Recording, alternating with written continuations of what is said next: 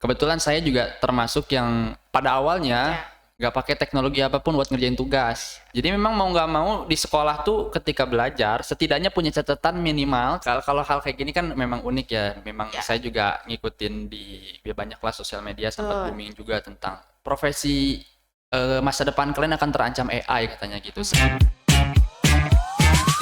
Assalamualaikum warahmatullahi wabarakatuh. Kembali lagi di podcast Sukri and the Gang bersama saya Intan yang akan memberikan informasi-informasi menarik. Hari ini saya sudah hadirkan narasumber yang luar biasa. Di sini ada Mas Adi. Gimana Baik. kabarnya Mas Adi? Alhamdulillah hari ini baik. Semoga selalu diberikan kesehatan pastinya. Semoga sehat selalu Ya. ya. Mbak Intan sendiri sehat gimana kabar hari ini? Alhamdulillah hari ini sehat bahagia. Oke. Iya, hari ini ada kegiatan apa aja nih Mas? Kebetulan hari ini kegiatannya ini kegiatan pertama saya. Jadi Kegiatan dari pertama ya. pagi ya belum kemana-mana tapi tetap produktif karena ya sempat kerjain tugas kuliah juga, kemudian naikin berita juga yang rilis. Jadi ya untuk saat ini sih terbilang nyantai hari ini. Kalau nggak salah juga tanggal merah ya hari ini, tanggal 12 Oktober itu. Emang Katanya iya iya tanggal merah, hari libur harusnya. hari Tapi libur. iya, tapi Mas Adi tetap produktif ya Iyalah. selain melakukan kuliah, tugas-tugas kuliah. Susah nih kalau mahasiswa teladan kan? Iya, karena saya kadang nggak nyadar bahwa sekarang tuh tanggal merah, kemudian Iya. ada tanggal merah. Jadi ya udah kayak semua hari ada Sama aja aja ya. kegiatannya. Ya udah sekarang sih Kadang kayak minggu gitu. juga nggak libur Nah, ya. jadi kadang kan minggu juga kegiatan keluar juga ada. Jadi bagi saya untuk saat ini ya mau Senin sampai Minggu tuh ya udah siap aja semuanya gitu. Kayak Sampai lupa hari dan tanggal ya kayaknya. kalau itu enggak. Enggak ya, karena nulis berita kan ya. Terus berita kan harus formatnya up to date jelas. gitu ya. Kayak Baik. gitu. Nih Mas, kita akan bahas mengenai perkembangan teknologi nih Mas. Ya. Kita nggak bisa memungkiri lagi bahwa begitu pesatnya perkembangan teknologi saat ini gitu ya. Ya. Mungkin ya Mas ya, dulu tuh tadi udah kan kalau misalkan ngerjain tugas tadi Mas, ngerjain tugas lewat apa? Lewat HP pasti. Handphone ya, udah fleksibel.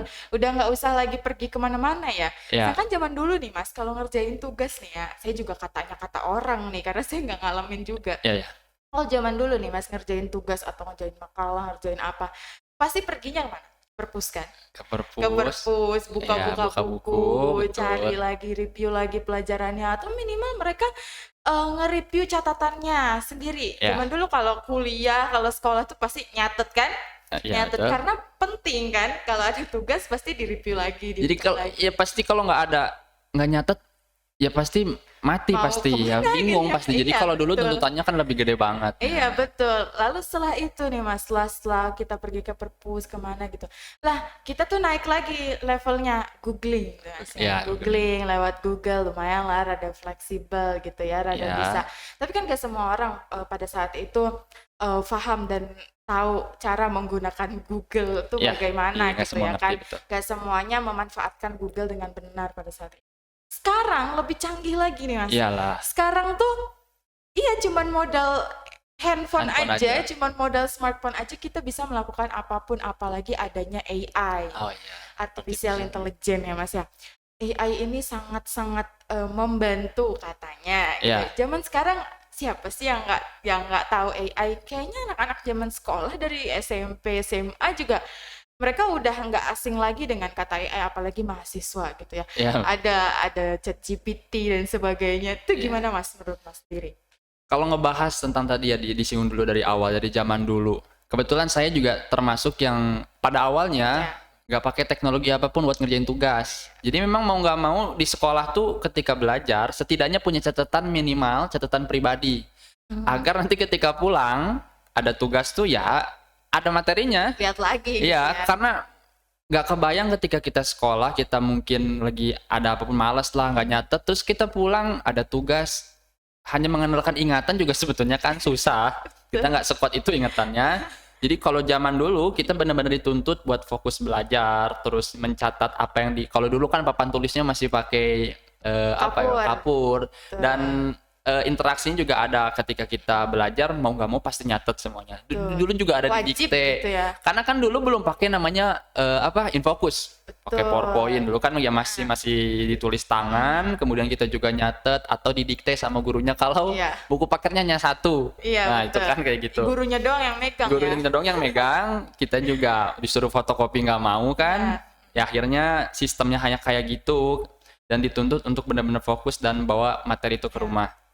Kemudian saya SMP tuh mulai yang namanya pergi ke warnet. Oh iya, zamannya warnet. Warnet dulu internet tuh ya. warnet tuh bener-bener rame banget karena belum semuanya tadi pegang handphone. Andai pun pegang handphone tuh ya belum secanggih sekarang. Ya saya juga waktu itu pegang handphone, tapi kan handphone saya hanya handphone yang ya Belum masih ada smartphone lah ya. masih ada keyboardnya lah dulu tuh kan. Jadi susah lah buat nge-searching apalagi nge-search YouTube gitu ya, by video tuh masih susah. Buat SMP menjelang SMP kelas 1 tuh saya udah mulai pergi ke warnet. Karena sebelumnya sebetulnya ya, waktu itu saya sekolah tuh di Kerawang dan mereka tuh udah ada perpustakaan dan ada bukan sekolah, pelajaran komputernya. Jadi kita diajarin ngetik, diajarin mengakses Microsoft Word dan lain sebagainya untuk membiasakan. Dan itu alhamdulillah kepake di SMP. Tapi ke warnetnya bukan buat main PUBG kan? Kalau PUBG dulu belum ada. Dulu tuh kalau kalian tahu ya, permainan kita cowok, cowok sih COC? enggak COC. Apa dong? Point Blank. Oh, Point Blank. Ada juga namanya PB. Ya, PB Losaga itu dulu permainannya kayak gitu. Ya sebetulnya sih itu hanya apa ya? Kita belajar ujung-ujungnya sih main game juga sebetulnya, tapi kayaknya kan lebih banyak kan gamesnya sih. ya itu sih apa ya, alibi sebetulnya. Tapi memang yang penting tugasnya beres dulu nih, baru biar tenang, baru ngegame kan gitu. Nah, semenjak SMP mulai tadi pakai yang namanya berangkat ke warnet untuk ngerjain PowerPoint, karena kan SMP tuh mulai yang namanya presentasi, dan presentasi itu karena pengennya beda, nggak hanya kita nulis atau pakai mind map, kita bikin PowerPoint namanya, dan itu bisanya dan enaknya dikerjain pakai laptop, tapi berangkat ke warnet tadi karena kan belum laptop, belum punya semuanya.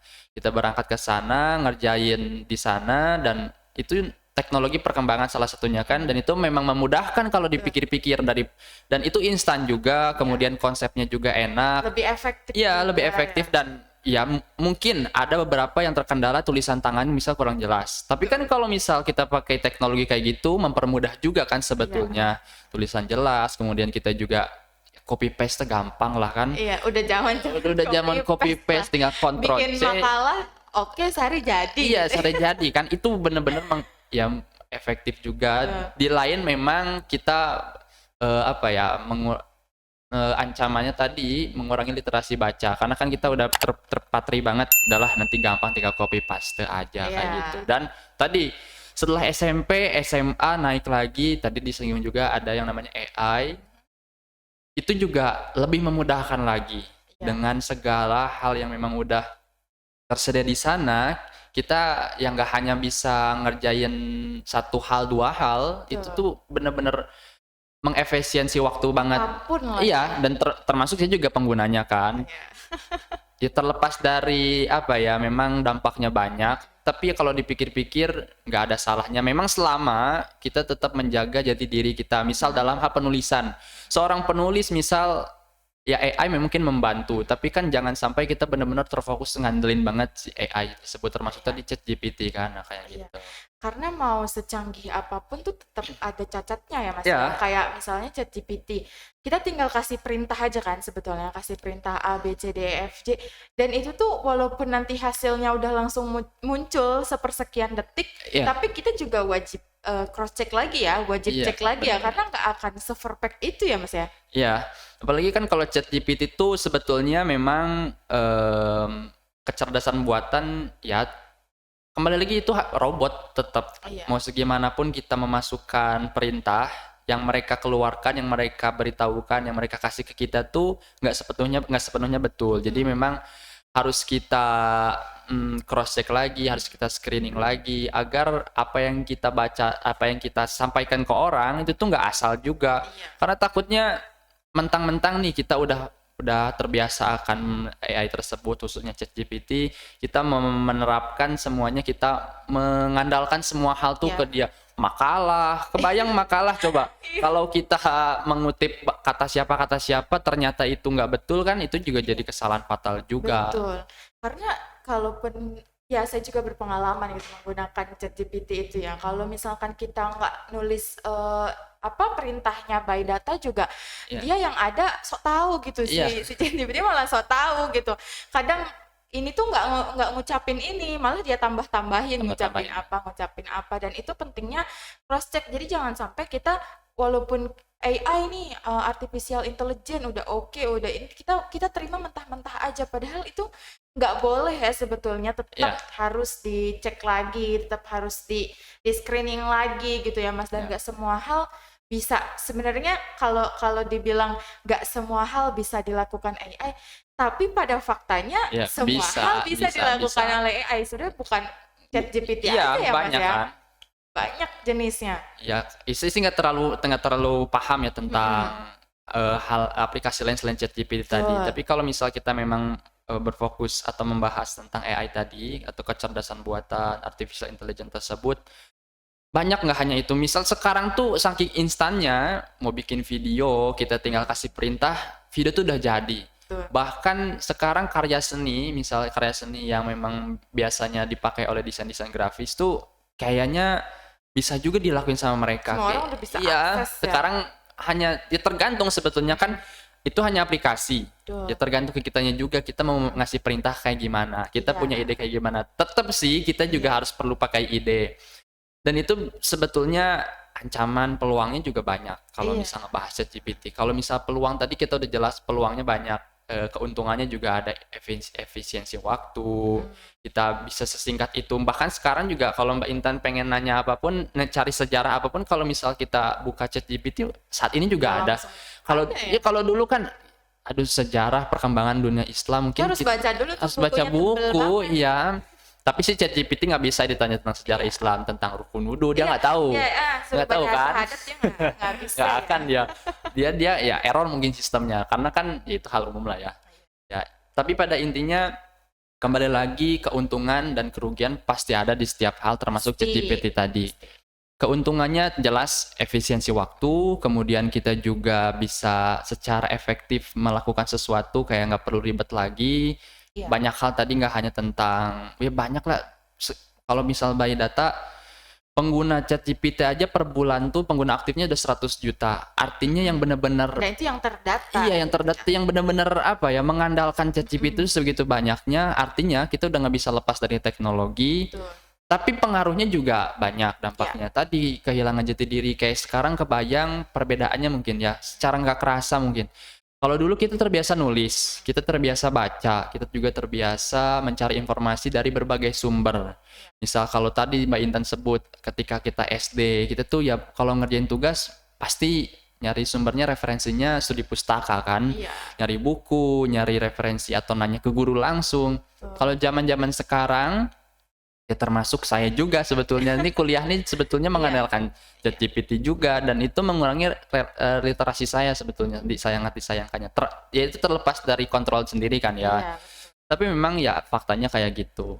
Sebetulnya nggak salah juga ya Mas, nggak salah juga selagi memang kita menggunakannya dengan benar dan Iya. bijak sebetulnya. Karena memang mau bagaimanapun tetap membantu, dan kita juga harus mengikuti perkembangan zaman ya kan. Iya. Kita maksudnya tuh kayak udah zamannya AI tapi masih menggunakan metode lama, kan yang ada kita tertinggal Iya, gitu kan. betul. Selagi memang kita bijak untuk menggunakan itu, so far sih oke-oke aja kalau menurut saya. Cuman nih Mas Nika tadi kayak udah sempat disinggung juga, AI itu sudah bisa melakukan apapun selain Iya. ChatGPT, mungkin yang memang semua orang kayaknya tahu ChatGPT. Iya. Tapi di samping ChatGPT juga banyak aplikasi-aplikasi AI lain yang bisa membantu, seperti misal ngegambar aja nih, kita tinggal kasih instruksi jadi, Iya. suruh gambar ini jadi. Terus kayak bikin PPT aja ada, kasih aja instruksinya bikinin PPT ini bla bla bla bla bla bla, ada.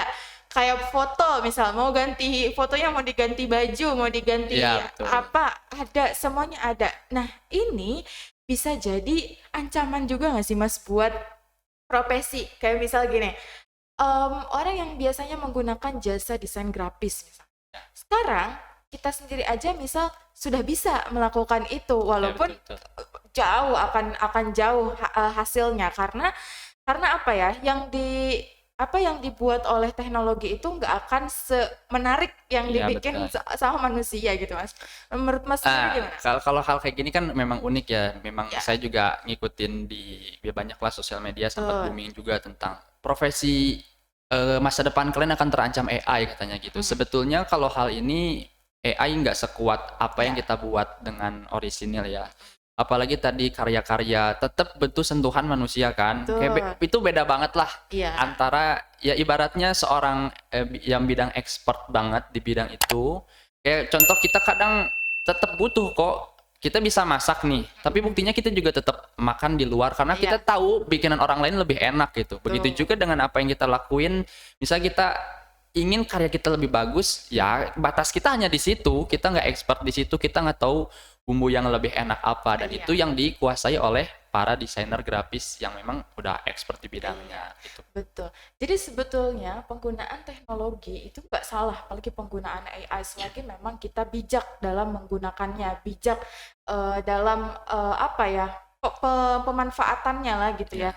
Dan kita juga memang harus mengikuti perkembangan zaman tuh memang harus memanfaatkan teknologi yang sudah ada di zaman sekarang juga memang harus. Karena apa? Kalau kita tidak mengikuti zaman, yang ada kita tertinggal selagi memang kita bijaksana dalam penggunaannya. Terima kasih banyak Mas atas sharing-sharingnya hari ini. Semoga banyak membantu orang-orang, semoga bermanfaat dan semoga banyak insight yang bisa teman-teman ambil. Terima kasih sudah hadir di podcast Sukri and the Gang. Sampai jumpa. Assalamualaikum warahmatullahi wabarakatuh.